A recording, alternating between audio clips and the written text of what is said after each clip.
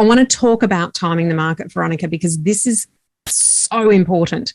You and I have just said that as professionals and being in the industry for 20 odd years each, more now we've worked out, I think we've stopped counting. But we can only say afterwards when we think a peak was or when we think a trough was, the bottom of the market. Okay, so no one can say we are leading up to a peak, because in most cases, if you say it, you might just have a little, there's been times where markets have been cycling quite strongly up and you see a little bit of a hiccup and you think, oh, maybe that's the turn, and then it goes again. And on that, I had people in my office in Sydney in the last boom, right, which went for 5 years. And I had more than a handful of people that had come in saying that they'd sold, say, in 2014, thinking it can't get any better. And then 18 months later, they're still trying to buy, can't get back because in. It's still going off and they can't go back in. Yeah. So, trying to time the market, good luck. Yeah.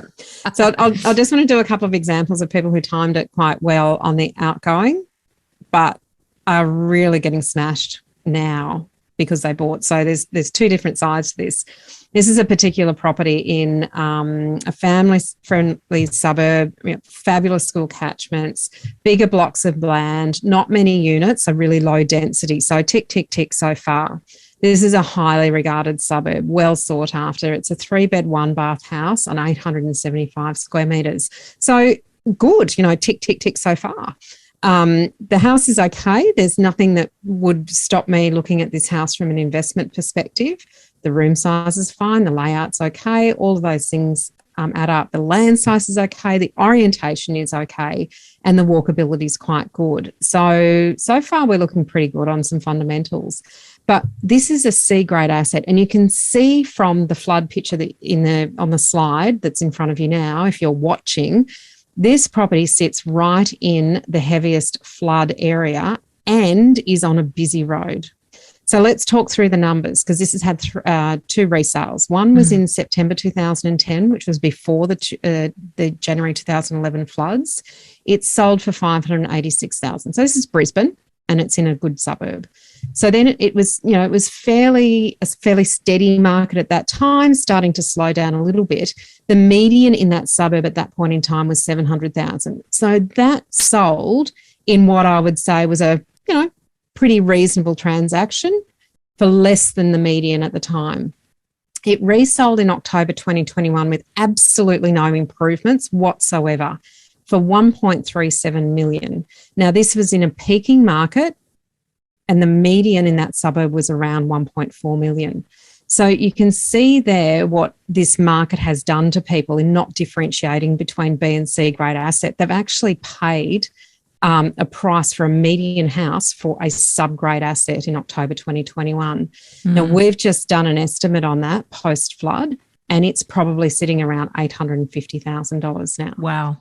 So those people, those owners who owned it for 11 years, they were actually able to time their sale. But if they'd held it for another 5 months, they actually wouldn't have made the kind of money that they did. But the people that have bought it, they've just lost a pretty significant amount of money. So that's a timing issue. If they had not sold at that point, and most people might hold an investment property between 8 and 12 years, if they hadn't sold at that point, if they'd thought, we'll do it in February, so who would have known the floods were coming? Exactly. That's the point. It's I mean, that's the thing. They've got this huge, because that's not just the market turning.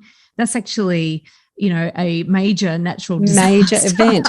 But a major event, had they chosen a different asset, that they wouldn't have been impacted by. Yes. That's the point here, isn't it? That's the point. You will. So if you've got an A-grade asset and you exit, then you haven't got to time it as well as you do if you've got a B or C grade asset. You have to time it perfectly.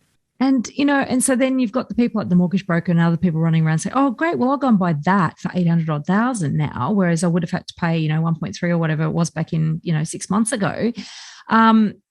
It does seem logical. It does on paper.